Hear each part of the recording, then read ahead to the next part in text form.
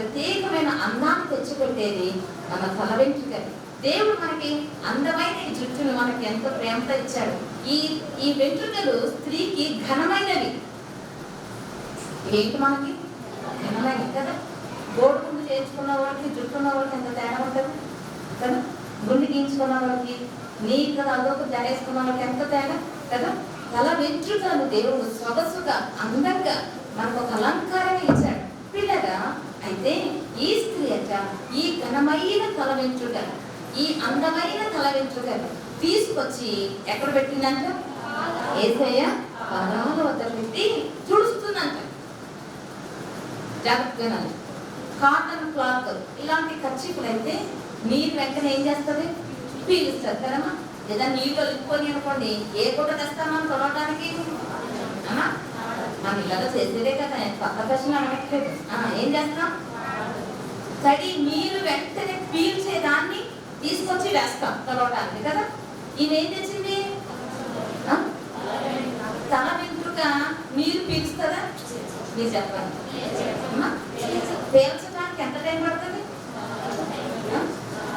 చెప్పండి కదా. చాలా టైం పడుతుంది కదా. అంతసేపు తల ఎక్కడ పెట్టింది?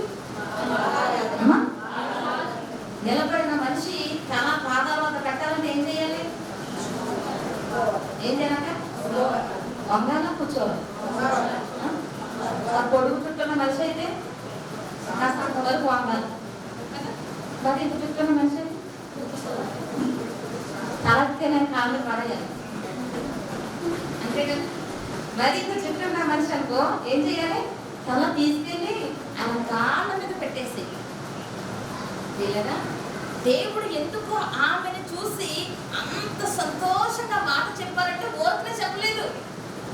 తన జీవితంలో తనకు విలువగా, ఘనముగా, అందంగా ఇచ్చిన ఆ తల వెంట్రుక తీసుకెళ్ళి దేవుని పాదాల వద్ద పెట్టిన తీరా ఎంతసేపు తుడిచిందంట? అవి ఆరిపోవాలి. తన కన్నీటితో తడిపిన ఆ పాదాలను, తన కన్నీరు చేసిన తడిని తన తల వెంట్రుకతో ఏం చేస్తుంది? తుడుస్తా ఉంది, తుడుస్తా ఉంది. ఎంతసేపు? అది ఆరిపోవాలి, మనం ఇంకోటి వేయాలి దాని మీద. అందుకని ఆరే వరకు ఆ శుతి మెత్తని పాదాలను, శుతి మెత్తని ఆ జుట్టుతో ఏం చేస్తుందంట? తుడుస్తా తుడుస్తా తుడుస్తా. ప్రియులారా, అంతసేపు తల ఎక్కడ ఉంది?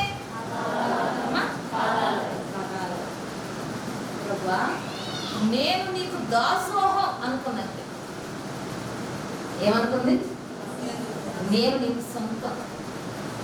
ప్రభా, నేను నీ దామ, నేను నీకు చెందినదా. నన్ను నేను తగ్గించుకుంటున్నాను, మిమ్మల్ని హెచ్చిస్తున్నా.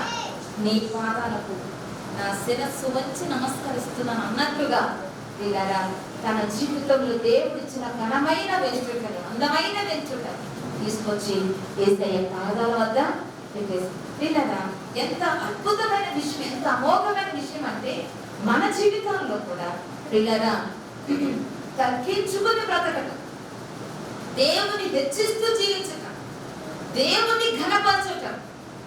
మనల్ని ఘనపరచుకోవడం కాదు. ఎవరిని ఘనపరచాలంటే? దేవుని ప్రేమించే కుమార్తెలు ఎవరిని ఘనపరుస్తారంటే? దేవుని ఘనపరుస్తారు. వారి జీవితాల ద్వారా, వాళ్ళ బ్రతుకుల ద్వారా, వాళ్ళ మాటల ద్వారా, వాళ్ళ క్రియల ద్వారా ఎవరికి మహిమ వస్తుందంటే? అంటే దేవునికే మహిమ, దేవునికే ఘనత. దేవుని ప్రేమించే బిడ్డలు దేవుని కనపరచడానికి చూస్తారు, తమ్ముడు తాము తగ్గించుకుని దాక్కోవడానికి చూస్తారు. జాగ్రత్త వినండి. లోకస్తులు తమ్ముడు తాము కనపరుచుకుంటారు, కానీ దేవుని బిడ్డలమైన మనం, ముఖ్యంగా దేవుని ప్రేమించే కుమార్తెలు లోకానికి మనం కనపడకూడదు. ఎవరిని కనపరచాలి? ఎవరిని కనిపించాలమ్మా? మనల్ని చూసిన వాళ్ళు మన గురించి చెప్పుకోకూడదు. జాగ్రత్త వినండి. మనకున్న పెద్ద చెడ్డపోతే ఏంటంటే మన గురించి చెప్పుకోవాలనుకుంటాం.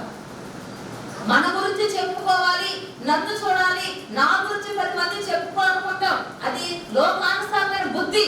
దేవుని బిడ్డలు, ముఖ్యంగా దేవుని ప్రేమించే బిడ్డలకు ఉండాల్సిన లక్షణం ఏంటంటే మనల్ని చూసిన వాళ్ళు మన దేవుని గురించి మాట్లాడుకోవాలి. అది దేవుని ఘనపరచడం అంటే అర్థం ఏంటంటే మనల్ని చూస్తున్న లోకం మన దేవుని ఘనపరచాలి, మన దేవుని గొప్పతనాన్ని తెలుసుకోవాలి. పిల్లరా, శత్రుకు మేషకు అబెద్దకు అగ్ని గుండంలో వేసేసారు, ముగ్గుని శుభ్రంగా కాలిపోయారు.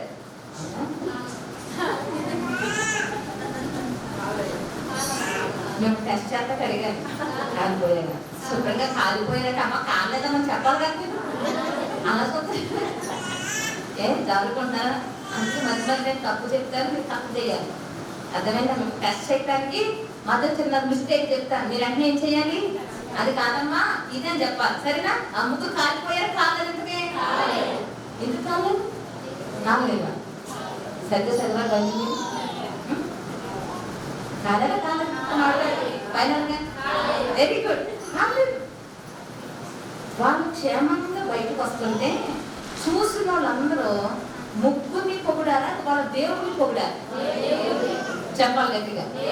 దేవుని గర్వపరచడం అంటే అది. మనం చూసిన వాళ్ళు మన భక్తిని, మన ఆత్మీయతను, మన ఖచ్చితత్వాన్ని, తప్పు చేయటానికి వెనకాడుతున్న మన మనస్సును, మన నైజాన్ని చూసి మన వెనుకున్న మన దేవుణ్ణి, మన ముందుండి నడిపిస్తున్న మన తండ్రిని, మన భుజం తట్టి మనం చేపట్టు నడిపిస్తున్న మన దేవుని గొప్పతనాన్ని చెప్పుకోవాలి. పిల్లలు దేవుని కనపరచడం అంటే అది. శత్రుకు మేషకు అభ్యర్థులు అన్నారు, రే నమస్కారం చేయండిరా. మేము చెయ్యరా, 7 అంతలు పెంచేస్తా, పెంచుకో, వేసేస్తా, వేసేసుకో. ఏందిరా చచ్చిపోతానా, భయం లేదా? భయం లేదు. నిజం మాకు చెప్తలేదు అన్నారు. ఎక్కడి నుంచి వచ్చిందా? అది 7 అంతలు పెంచుతారా నాయన, పక్క మండిపోతుంది, అందులో వేసేస్తా, అన్ని ఎదురుకుండా కనపడుతుంది, అగ్నిగుండం. వాళ్ళు అనుకున్నారు, అయ్యా నెబుకద్నెజరు నువ్వు వేసేది చిన్న అగ్నిగుండమే, మా దేవుడు తెలుసుకుంటే ఎందుకు మమ్మల్ని నీకు జడిసామంటే రేపు పొద్దున పెద్ద దాంట్లో పడాలి మేము. నువ్వు వేసేది చిన్నదే, మా దేవుడు మనం రక్షిస్తాడు, కానీ మా దేవుడు వేసే దాంట్లో నువ్వు రక్షించవు. నీకు భయపడం మేము. ఎవరు భయపడతాం? మా దేవుడికే భయపడతాం. రాజు కోపం వస్తుందా, నీ దేవుడే ఎక్కువ, నాకన్నా ఎక్కువ దేవుడు, చూస్తాను ఎవరు రక్షిస్తాను, నీ దేవుడు ఎక్కడున్నాడు నేను చూస్తాను, అంతూ తేలుస్తాను అన్నారు. తేల్చుకో అన్నారు. వేసేయండి అన్నారు. వేసేసారు. వేసిన వాళ్ళు కాలిపోయారు. ఈడ ముగ్గురు మాత్రం షికారు పడుతున్నారు. ఎక్కడ అమ్మా? చల్లటి వెన్నుల్లో తిన్నట్టు తిరుగుతున్నారు. రాజులు అర్థమైపోయింది, అరే 4వ వ్యక్తి ఎవరు ఉన్నారా, దేవదూతలాగా ఉన్నారా, వాళ్ళు ముగ్గురు బయట తీసుకురారా, ఏదో జరిగిందా లోపల అద్భుతం, మనం ముగ్గురు వేస్తే 4 కనపడుతున్నారా, నా కళ్ళలో ప్రాబ్లం వచ్చిందా, అక్కడ ప్రాబ్లం వచ్చిందా, ఎక్కడొచ్చింది సమస్య, ముగ్గురిని బయటకు తీసుకొస్తే అందరూ వాసన చూస్తారంట. అంటే ఏమైనా కాలిన వాసన వస్తున్నారా, కనీసం వెంట్రుకన్నా కాలిందా, కనురెప్ప కనీసం కనుబొమ్మ ఒక్క వెంట్రుకైనా కాలేదంట, చెంప మీద చిన్న వెంట్రుకైనా కాలేదంట, వాళ్ళ వస్త్రాలు చిన్నది కూడా కాలేదంట. ఎలాగొచ్చారు వీళ్ళంతా క్షేమంగా బయటికి? ఇలాగా వెంటనే రాజు అన్నమాట, వీరి దేవుడు పూజార్హుడు అన్న చెప్పడం మాట, చెప్పగట్టిన మాట, వీరి దేవుడు పూజార్హుడు. దేవుని ఘనపరిచిన బిడ్డల్ని దేవుడు ఏం చేస్తాడమ్మా? ఘనపరుస్తాడు. పిల్లగా ఆమె చేసే పని అదే. తన జీవితం తనకి ఏదైతే దేవుడు ఘనముగా ఇచ్చాడో ఆ వెంట్రుకలు తీసుకొచ్చి, దేవా నిన్నే ఘనపరుస్తాను, నేను ప్రేమించే బిడ్డని నిన్నే ఘనపరుస్తానయ్యా, నా జీవితంలో మీరే నాకు ఎక్కువ, నేను నీ పాదాల వద్ద ఉంటానయ్యా, శిరస్సు వంచి చెబుతున్నానయ్యా అన్నట్టుగా పిల్లగా ఆ తల్లి చేసిన ఆ నీటి ప్రార్థన. అంతేకాదు శిరస్సు వంచి తన తల వెంట్రుకలతోటి పాదాలు తుడిచినప్పుడు నిజంగా ప్రభు అనుకున్నారు. ప్రభు ఏమో భోజనాన్ని కూర్చున్నారు కదమ్మా, భోజనాన్ని కూర్చున్న ప్రభు దగ్గరకు వచ్చి నీ అమ్మ అప్పటికి చాలా సేపు నుంచి ఏం చేస్తుంది, అక్కడే ఉంది, ఎక్కడ పాదాల దగ్గరే ఉంది, ఏడుస్తుంది, తుడుస్తుంది. సాధారణంగా భోజనం చేసేటప్పుడు డిస్టర్బ్ చేస్తే మాకు ఏమవుతుంది, మన మనకు అంత అందరూ కోపం రాదులే, పురుషులకి ఏమవుతుంది, అన్నం తినడానికి ఏం పని చెప్తామమ్మా, వాళ్ళు భోజనం చేస్తూ ఉండగా ఏదైనా ఒక పని చెప్పామా వెంటనే వాళ్ళకి ఏమవుతుంది, అన్నం తినేసాకే వాటర్ తండే అన్న వాళ్ళకి ఏమవుతుంది, ఏదైనా ఒక పని తింటున్నప్పుడు చెప్తే కొంతమంది పురుషులకు భలే కోపం, వద్దన్నా తింటావా అంటారు, కొద్ది కోపిస్తోడు అయితే అంత సౌమ్యులైతే అంతేస్తామేమో అంటారు కదా.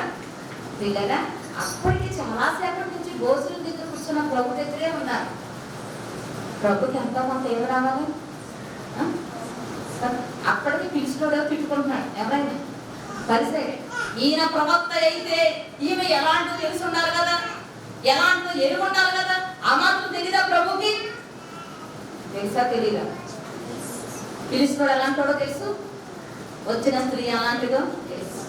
పిలిచినోడు పరిసైడు ఒక పక్కన దేవుడు నమ్మనోడు, వాడు పట్టిందే కరెక్ట్ అనుకుంటాడు. అలాంటి పరిస్థితిలో ఉన్న పరిసైన ఎలుగుండు కూడా దేవుడు క్షమించి పరిసరింటికి వెళ్ళాడు. పరిసైల గురించి దేవుడు చాలా చక్కని మాట చెప్పాడు. ఏమని? వేషధారులారా అన్నాడు. ఎవరినే? అంద మార్గదర్శకులారా అన్నాడు. ఎవరినే? వాళ్ళనే. మీరు గిన్నె పళ్ళు వెలపడ శుభ్రం చేస్తారు, లోపల మాత్రం ఇవన్నీ ఆడకోసం చెప్పినాయే. అయినా వాళ్ళ ఇంటికి దేవుడు వెళ్ళాడా? వెళ్ళాడు. ఇలాగా అంతసేపటి నుంచి ఆయన పాదాల వద్ద ఉన్నా ఒక్కసారి కూడా ప్రభు పాదాలు వెనక్కి తీసుకోలేదు. ఇంకా చాలే వెళ్ళు అనలేదు. ఇంకా చాలేమా, చాలా సేపటి నుంచి ఇక్కడే ఉన్నా వెళ్ళు అని అనలేదు. నేను భోజనానికి కూర్చున్నాను కదా, ఈ టైం ఎందుకు వచ్చావమ్మా అని అనలేదు. ప్రియులారా, ప్రభువుకు కావాల్సింది ఆ భోజనం కాదు, ప్రభువుకు కావాల్సింది ఈ ప్రేమ. జాగ్రత్తగా ప్రభుకి ఏం కావాలి? ఎదురుగుండా పెట్టిన భోజనం కాదానికి ఇష్టమైంది. ప్రభుకు కావాల్సింది ఈ ప్రేమ. ఒక బిడ్డ మన దగ్గరకు వచ్చి, తండ్రి ఇక్కడి నుంచి నీ బిడ్డగా ఉంటాను, నిన్ను ప్రేమిస్తానయ్యా, నీ బిడ్డగా బ్రతుకుతానయ్యా, నీ ప్రేమలో బ్రతుకుతానయ్యా అని చెప్పే వాళ్ళ కోసం ప్రభు ఎదురు చూస్తున్నారు పిల్లగా. అందుకే ముందు పెట్టిన భోజనం కన్నా కాళ్ళకాడ ఉన్న ఒక బిడ్డ గురించి దేవుడు శ్రద్ధ వహించాడు. అతనికి ఎంతసేపు ఉంటావు అని అనలేదు. ఆయన పాదాలు ఆమె వదిలేశాడు అంతే. అందుకే చాలా సేపటి నుంచి ఆ పాదాల దగ్గరే ఉంది ఆమె. వచ్చి 2 నిమిషాలు పక్కకి వెళ్ళిపోలేదు. చాలాసేపు అక్కడే ఆ పాదాల వద్దే. ప్రియులారా,